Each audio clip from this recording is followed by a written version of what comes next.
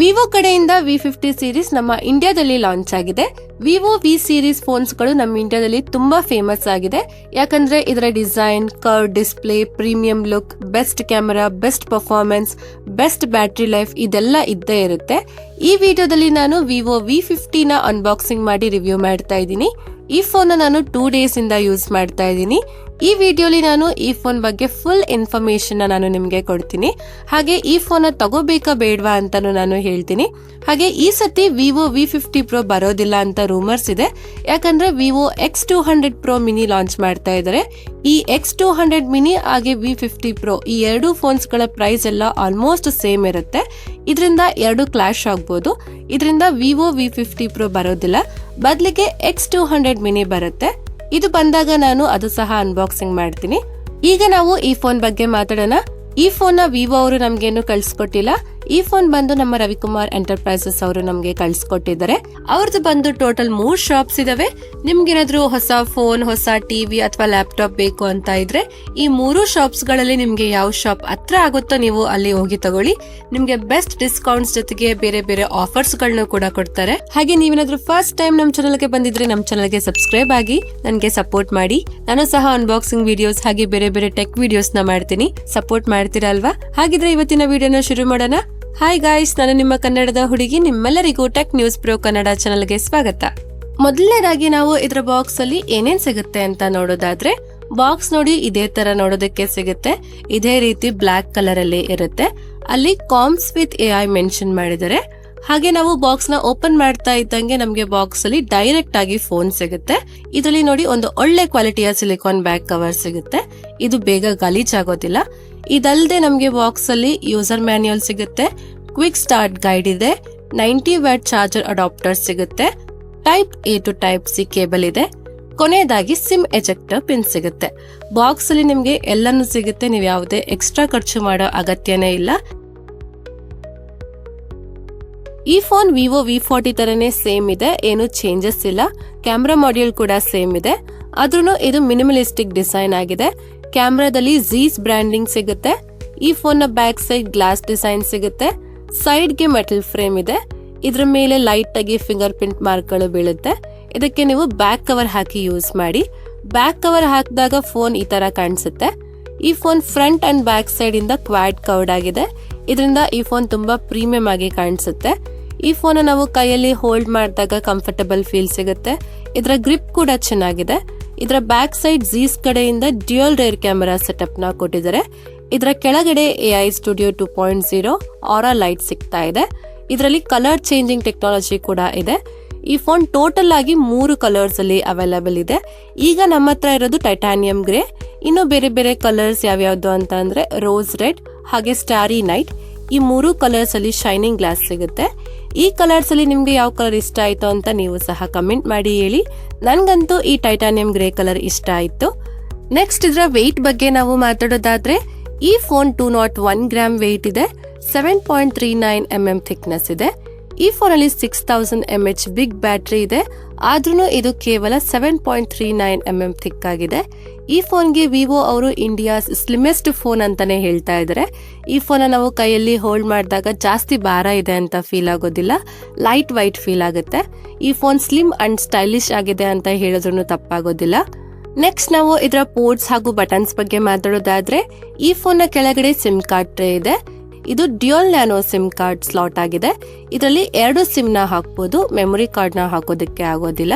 ಹಾಗೆ ಮೈಕ್ರೋಫೋನ್ ಇದೆ, USB type C port ಇದೆ, ಇನ್ನೊಂದು ಮೈಕ್ರೋಫೋನ್ ಇದೆ, ಹಾಗೆ ಸ್ಪೀಕರ್ ಗ್ರಿಲ್ ಇದೆ. ಈ ಫೋನ್ ರೈಟ್ ಹ್ಯಾಂಡ್ ಸೈಡ್ ಅಲ್ಲಿ power on and of button ನ ಕೊಟ್ಟಿದ್ದಾರೆ. ಇದರ ಮೇಲೆ ವಾಲ್ಯೂಮ್ ರಾಕರ್ ಇದೆ. ಹಾಗೆ ಲೆಫ್ಟ್ ಹ್ಯಾಂಡ್ ಸೈಡ್ ಅಲ್ಲಿ ಏನೂ ಇಲ್ಲ, ಖಾಲಿ ಇದೆ. ಈ ಫೋನ್ ನ ಮೇಲೆ ನಾಯ್ಸ್ ಕ್ಯಾನ್ಸಲೇಷನ್ ಮೈಕ್ರೋಫೋನ್ ಇದೆ, ಸ್ಪೀಕರ್ ಗ್ರಿಲ್ ಇದೆ. ಹಾಗೆ ಈ ಫೋನ್ ಅಲ್ಲಿ ಡ್ಯೂಯಲ್ ಸ್ಟೀರಿಯೋ ಸ್ಪೀಕರ್ ಕೊಟ್ಟಿದ್ದಾರೆ. ಇದರ ಆಡಿಯೋ ಕ್ವಾಲಿಟಿ ತುಂಬಾ ಲೌಡ್ ಆಗಿದೆ, ತುಂಬಾ ಜೋರಾಗಿ ಕೇಳಿಸುತ್ತೆ. ಇದರ base and audio quality balanced ಆಗಿದೆ, ಎರಡನ್ನೂ ಚೆನ್ನಾಗಿ ಕೇಳಿಸುತ್ತೆ.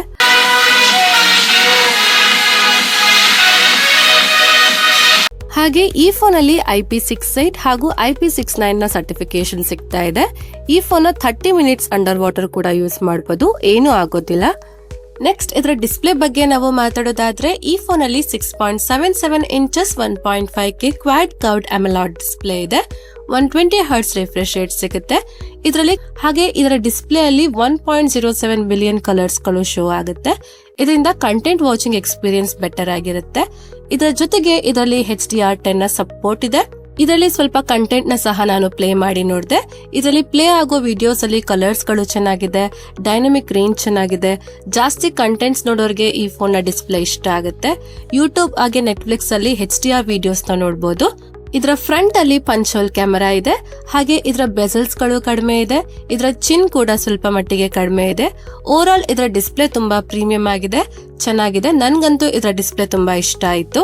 ನೆಕ್ಸ್ಟ್ ಇದರ ಪರ್ಫಾರ್ಮೆನ್ಸ್ ಬಗ್ಗೆ ನಾವು ಮಾತಾಡೋದಾದ್ರೆ ಇದರಲ್ಲಿ ಕ್ವಾಲ್ಕಾಮ್ ಕಡೆಯಿಂದ ಸ್ನ್ಯಾಪ್ಡ್ರ್ಯಾಗನ್ 7 Gen 3 ಪ್ರೊಸೆಸರ್ ನ ಕೊಟ್ಟಿದ್ದಾರೆ. ಇದು 4nm ಆರ್ಕಿಟೆಕ್ಚರ್ ಅಲ್ಲಿ ವರ್ಕ್ ಆಗುತ್ತೆ. ಪ್ರೊಸೆಸರ್ ವಿಷಯದಲ್ಲಿ ಜಾಸ್ತಿ ಏನು ಅಪ್ಗ್ರೇಡ್ ಆಗಿಲ್ಲ.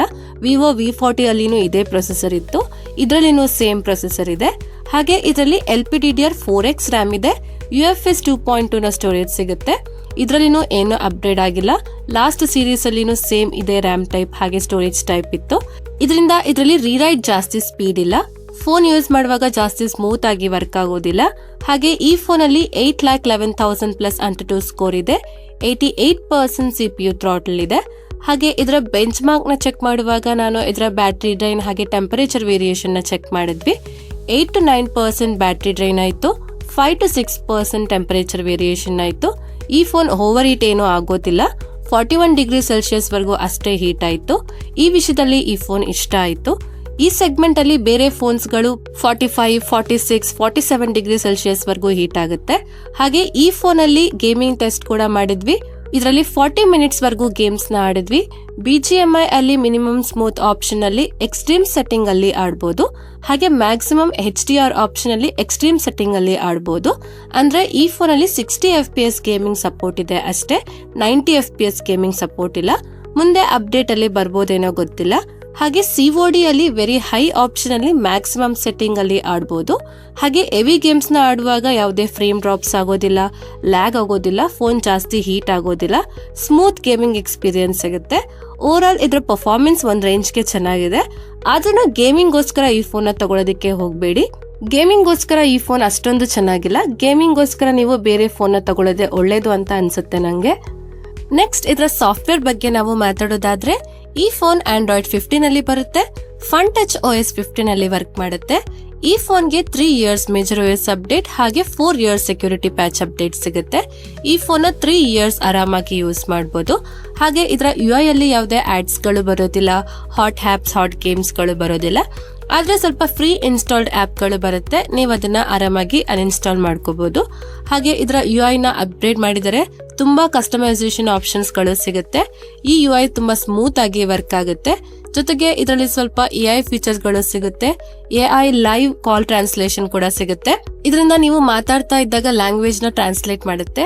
AI ಎರೇಸ್ ಇದೆ, ಇದರಿಂದ ಯಾವ್ದಾದ್ರು ಆಬ್ಜೆಕ್ಟ್ ನ ರಿಮೂವ್ ಮಾಡಬಹುದು. ಜೊತೆಗೆ ಸರ್ಕಲ್ ಟು ಸರ್ಚ್ ಆಪ್ಷನ್ ಸಿಗುತ್ತೆ. ಇದರಿಂದ ನೀವು ಸರ್ಕಲ್ ಮಾಡಿದ ಆಬ್ಜೆಕ್ಟ್ ನ ಫುಲ್ ಇನ್ಫಾರ್ಮೇಶನ್ ನ ಕೊಡುತ್ತೆ. ಓವರ್ ಆಲ್ ಇದರ UI ಚೆನ್ನಾಗಿದೆ. ನೆಕ್ಸ್ಟ್ ಇದರ ಕ್ಯಾಮೆರಾ ಕ್ವಾಲಿಟಿ ಬಗ್ಗೆ ನಾವು ಮಾತಾಡೋದಾದ್ರೆ ಇದರ back side dual camera setup ಇದೆ. ಇದರ primary camera 50 mega pixel camera ಆಗಿದೆ. ಇದರಲ್ಲಿ OIS ನ ಸಪೋರ್ಟ್ ಇದೆ. ಎರಡನೇದು 50 mega pixel ultra wide camera ಇದೆ. ಹಾಗೆ 50 ಮೆಗಾ ಪಿಕ್ಸೆಲ್ ಫ್ರಂಟ್ ಕ್ಯಾಮೆರಾ ಸಿಗುತ್ತೆ. ಇದರ ಜೊತೆಗೆ ಈ 3 ಕ್ಯಾಮೆರಾದಲ್ಲಿ Zeiss ಸೆನ್ಸರ್ ಸಿಗುತ್ತೆ. ಹಾಗೆ ಇದರಲ್ಲಿ AI ಸ್ಟುಡಿಯೋ 2.0 ಆರಾ ಲೈಟ್ ಸಿಗ್ತಾ ಇದೆ. ಇದರಲ್ಲಿ ನೀವು ಕಲರ್ ಚೇಂಜ್ ಮಾಡಬಹುದು. ಜೊತೆಗೆ ಇದರ ಲೈಟ್ ಒಪಾಸಿಟಿನ ಜಾಸ್ತಿ ಕಡಿಮೆ ಮಾಡಬಹುದು. ಹಾಗೆ ಈ ಫೋನ್ ಅಲ್ಲಿ front and back side camera ಇಂದ 4K ವಿಡಿಯೋಸ್ ನ 30 FPS ಅಲ್ಲಿ ತೆಗಿಬಹುದು. ಇದರಲ್ಲಿ 2x ಆಪ್ಟಿಕಲ್ ಝೂಮ್ ಹಾಗೆ 20x ಡಿಜಿಟಲ್ ಝೂಮ್ ಮಾಡಬಹುದು. ಹಾಗೆ ವಿಡಿಯೋಸ್ ಅಲ್ಲಿ 2x optical 10x digital zoom ಮಾಡಬಹುದು. 10x ಝೂಮ್ ಮಾಡಿದ ವಿಡಿಯೋಸ್ ಗಳ ಕ್ವಾಲಿಟಿ ಪರವಾಗಿಲ್ಲ, ಚೆನ್ನಾಗಿದೆ. ವಿಡಿಯೋಸ್ ಗಳು ಒಂದ್ ರೇಂಜ್ ಗೆ ಸ್ಟೇಬಲ್ ಆಗಿದೆ. ಲೈಟ್ ಕಂಟ್ರೋಲ್ ಚೆನ್ನಾಗಿದೆ, ಸ್ಕಿನ್ ಟೋನ್ ಚೆನ್ನಾಗಿದೆ, ಡೈನಮಿಕ್ ರೇಂಜ್ ಚೆನ್ನಾಗಿದೆ, ಕಲರ್ಸ್ ಕೂಡ ಚೆನ್ನಾಗಿದೆ. ಹಾಗೆ ಫೋಟೋಸ್ ಗಳ ಬಗ್ಗೆ ನಾವು ಮಾತಾಡೋದಾದ್ರೆ ಫೋಟೋ ಕ್ವಾಲಿಟಿನೂ ಚೆನ್ನಾಗಿದೆ. ಲೈಟ್ ಕಂಟ್ರೋಲ್ ಬೆಟರ್ ಆಗಿದೆ, ಎಕ್ಸ್ಪೋಜರ್ ಕಂಟ್ರೋಲ್ ಚೆನ್ನಾಗಿದೆ, ಕಾಂಟ್ರಾಸ್ಟ್ ರೇಷಿಯೋ ಸ್ಲೈಟ್ಲಿ ಚೆನ್ನಾಗಿದೆ. 1x ಇಂದ ತೆಗೆದ ಎಲ್ಲಾ ಫೋಟೋಸ್ಗಳಲ್ಲಿ ಲೈಟ್ ಕಂಟ್ರೋಲ್ ಚೆನ್ನಾಗಿದೆ. ಹಾಗೆ ಪೋರ್ಟ್ರೇಟ್ ಮೋಡ್ ಅಲ್ಲಿ 23mm, 35mm, 50mm zoom option ಅಲ್ಲಿ ಸಿಗುತ್ತೆ. ಜೊತೆಗೆ ಇದರ ಬೊಕೆ ಫ್ಲೋ ಫಿಲ್ಟರ್ ಸಿಗುತ್ತೆ. ಇದರಿಂದ ಪೋರ್ಟ್ರೇಟ್ ಫೋಟೋಸ್ ಅಲ್ಲಿ ಬ್ಯಾಕ್ ಗ್ರೌಂಡ್ ಅಲ್ಲಿ ಇರೋ ಲೈಟ್ಸ್ ನ ಶೇಪ್ ಚೇಂಜ್ ಮಾಡಬಹುದು. ಆದ್ರೆ ಇದರಲ್ಲಿ ಹ್ಯೂಮನ್ ಫೋಕಸ್ ಹಂಟಿಂಗ್ ಇಶ್ಯೂ ಇದೆ. ಹ್ಯೂಮನ್ ನ ಸರಿಯಾಗಿ ಇದು ಕ್ಯಾಪ್ಚರ್ ಮಾಡೋದಿಲ್ಲ. ಹಾಗೆ ಅಲ್ಟ್ರಾ ವೈಡ್ ಫೋಟೋಸ್ಗಳು ವೈಡ್ ಆಗಿ ಬರುತ್ತೆ. ಇದರಲ್ಲಿ ಲೈಟ್ ಕಂಟ್ರೋಲ್ ಚೆನ್ನಾಗಿದೆ. ಆದ್ರೆ ಇದರಲ್ಲಿ ಎಕ್ಸ್ಪೋಜರ್ ಕಂಟ್ರೋಲ್ ಅಷ್ಟೊಂದು ಚೆನ್ನಾಗಿಲ್ಲ. ಹಾಗೆ ಲೋ ಲೈಟ್ ಅಲ್ಲಿನೂ ಚೆನ್ನಾಗಿ ಫೋಟೋಸ್ಗಳು ತೆಗೆಯುತ್ತೆ. ಟೆಕ್ಸ್ಚರ್ ಕೂಡ ಚೆನ್ನಾಗಿದೆ. ಲೈಟ್ ಕಂಟ್ರೋಲ್ ಚೆನ್ನಾಗಿದೆ. ಹಾಗೆ ಇದರ ಸೆಲ್ಫಿ ಫೋಟೋಸ್ಗಳ ಬಗ್ಗೆ ನಾವು ಮಾತಾಡೋದಾದ್ರೆ ಇದರ ಕ್ವಾಲಿಟಿ ಚೆನ್ನಾಗಿದೆ. ಎಡ್ಜ್ ಡಿಟೆಕ್ಷನ್ ಚೆನ್ನಾಗಿದೆ. Colour, skin tone, light control ಎಲ್ಲಾನು ಚೆನ್ನಾಗಿದೆ. ವಿವೋ ವಿ ಸೀರೀಸ್ಗಳು ಕ್ಯಾಮ್ರಾಗೆನೆ ಜಾಸ್ತಿ ಫೇಮಸ್. ಈ ಫೋನ್ ಅಲ್ಲಿ ನಿಮಗೆ ಒಂದು ಬೆಸ್ಟ್ ಕ್ಯಾಮೆರಾ ಸಿಗುತ್ತೆ. ಈ ಫೋನ್ ಒಂದು ಬೆಸ್ಟ್ ಕ್ಯಾಮೆರಾ ಫೋನ್ ಆಗಿದೆ. ಹಾಗೆ ಈ ಫೋನ್ ಅಲ್ಲಿ ತೆಗೆದ ಎಲ್ಲಾ ಫೋಟೋಸ್ಗಳನ್ನ ನಾನು ಗೂಗಲ್ ಡ್ರೈವ್ ಅಲ್ಲಿ ಹಾಕಿರ್ತೀನಿ, ನೀವು ಹೋಗಿ ಚೆಕ್ ಮಾಡಿ. ನೆಕ್ಸ್ಟ್ ಇದರ ಬ್ಯಾಟರಿ ಲೈಫ್ ಬಗ್ಗೆ ನಾವು ಮಾತಾಡೋದಾದ್ರೆ ಇದರಲ್ಲಿ 6000 mAh ಬಿಗ್ ಬ್ಯಾಟರಿ ಸಿಗುತ್ತೆ. 90 ವ್ಯಾಟ್ ಫಾಸ್ಟ್ ಚಾರ್ಜಿಂಗ್ ಇದು ಸಪೋರ್ಟ್ ಮಾಡುತ್ತೆ. ಈ ಫೋನ್ 90 ಮಿನಿಟ್ಸ್ ಅಲ್ಲಿ 0 to 100% ಫುಲ್ ಚಾರ್ಜ್ ಆಗುತ್ತೆ. ಇದರ ಬ್ಯಾಟರಿ ಬ್ಯಾಕಪ್ ಕೂಡ ಚೆನ್ನಾಗಿದೆ. ಹೆವಿ ಯೂಸ್ ಮಾಡಿದ್ರೆ 7 to 8 ಅವರ್ಸ್ ಬರುತ್ತೆ. ಹೆವಿ ಯೂಸ್ ಮಾಡಿಲ್ಲ ಅಂತಂದ್ರೆ ನಾರ್ಮಲ್ ಆಗಿ ಯೂಸ್ ಮಾಡಿದ್ರೆ ಒಂದಿನ ಫುಲ್ ಬ್ಯಾಟರಿ ಬ್ಯಾಕಪ್ ಬರುತ್ತೆ. ಹಾಗೆ ಈ ಫೋನ್ ಅಲ್ಲಿ ಎಲ್ಲ ಸೆನ್ಸರ್ಗಳು ಸಿಗುತ್ತೆ. ಇದರಲ್ಲಿ ಇನ್ ಡಿಸ್ಪ್ಲೇ ಫಿಂಗರ್ ಪ್ರಿಂಟ್ ಸ್ಕ್ಯಾನರ್ ಸಿಗುತ್ತೆ. ಇದು ಫಾಸ್ಟ್ ಆಗಿ ವರ್ಕ್ ಆಗುತ್ತೆ. ಹಾಗೆ ಇದರಲ್ಲಿ ಫೇಸ್ ಅನ್ಲಾಕ್ ಇದೆ. ಇದು ಕೂಡ ಫಾಸ್ಟ್ ಆಗಿ ವರ್ಕ್ ಆಗುತ್ತೆ. ಎರಡೂ ಸೆನ್ಸರ್ಗಳು ಫಾಸ್ಟ್ ಆಗಿ ಕೆಲಸ ಮಾಡುತ್ತೆ. ನೆಕ್ಸ್ಟ್ ಇದರ ಕನೆಕ್ಟಿವಿಟಿ ಬಗ್ಗೆ ನಾವು ಮಾತಾಡೋದಾದ್ರೆ ಇದರಲ್ಲಿ 9 5G ಬ್ಯಾಂಡ್ಸ್ ಗಳು ಸಿಗುತ್ತೆ.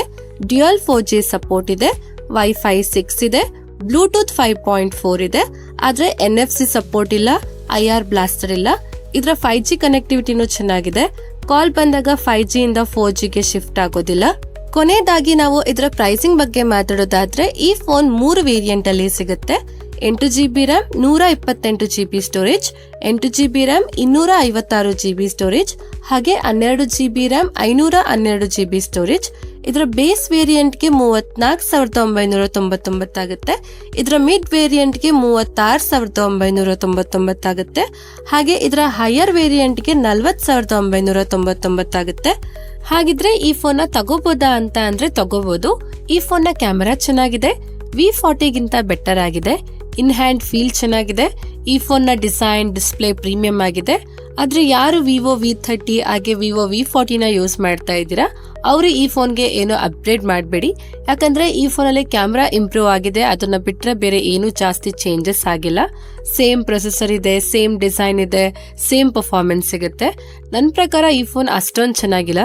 ನಿಜ ಹೇಳಬೇಕು ಅಂತ ಅಂದ್ರೆ ಈ ಫೋನ್ ಮೇಲೆ ನನಗೆ ತುಂಬಾ ಎಕ್ಸ್ಪೆಕ್ಟೇಷನ್ ಜಾಸ್ತಿ ಇತ್ತು. ಆದ್ರೆ ಇದು ಫುಲ್ಫಿಲ್ ಮಾಡಿಲ್ಲ. ಯಾಕಂದ್ರೆ ಪರ್ಸನಲಿ ವಿವೋ ವಿ ಸೀರೀಸ್ ನನಗೆ ಇಷ್ಟ ಆಗ್ತಾ ಇತ್ತು. ಆದ್ರೆ ಈ ಫೋನ್ ಅಷ್ಟು ಇಷ್ಟ ಆಗಿಲ್ಲ. ಹಾಗಂತ ಈ ಫೋನ್ ಚೆನ್ನಾಗಿಲ್ಲ ಅಂತ ಅಲ್ಲ, ಫೋನ್ ಚೆನ್ನಾಗಿದೆ. ಹೊಸದಾಗಿ ಯಾರಾದ್ರೂ ವಿವೋ ವಿ ಸೀರೀಸ್ ಅಲ್ಲಿ ಫೋನ್ ತಗೋಬೇಕು ಅಂತ ಇರೋರು ಈ ಫೋನ್ ನ ತಗೊಳ್ಳಿ. ಇಷ್ಟ ಫ್ರೆಂಡ್ಸ್, ಇವತ್ತಿನ ವಿಡಿಯೋ ಅಲ್ಲಿ ವಿವೋ V50 ನ ಅನ್ಬಾಕ್ಸಿಂಗ್ ಮಾಡಿ ರಿವ್ಯೂ ಮಾಡಿದ್ದೀನಿ. ಈ ಫೋನ್ ಬಗ್ಗೆ ನಿಮ್ಗೆ ಏನ್ ಒಪಿನಿಯನ್ ಇದೆ ಅಂತ ನೀವು ಕಮೆಂಟ್ ಮಾಡಿ ಹೇಳಿ. ವಿಡಿಯೋ ಇಷ್ಟ ಆದ್ರೆ ಲೈಕ್ ಮಾಡಿ, ನಮ್ಮ ಚಾನಲ್ಗೆ ಸಬ್ಸ್ಕ್ರೈಬ್ ಆಗಿ ನನಗೆ ಸಪೋರ್ಟ್ ಮಾಡಿ. ನಮ್ಮ ಚಾನಲ್ ಅಲ್ಲಿ ಇನ್ನೂ ಎಷ್ಟೊಂದು ಅನ್ಬಾಕ್ಸಿಂಗ್ ವಿಡಿಯೋಸ್ಗಳು ಇದಾವೆ, ಒಂದೊಂದನ್ನೇ ನೋಡಿ. ಇದರಿಂದ ನನಗೂ ಸಹ ತುಂಬಾ ಹೆಲ್ಪ್ ಆಗುತ್ತೆ. ಹಾಗೆ ಈ ವಿಡಿಯೋನ ನಿಮ್ಮ ಫ್ರೆಂಡ್ಸ್ ಹಾಗೆ ಫ್ಯಾಮಿಲಿ ಅವ್ರಿಗೆ ಶೇರ್ ಮಾಡಿ. ಧನ್ಯವಾದಗಳು. Thank you for watching. Next video ಸಿಗೋಣ. ಅಲ್ಲಿವರೆಗೂ ಕಾಯ್ತಾ ಇರಿ. ಬಾಯ್ ಬಾಯ್.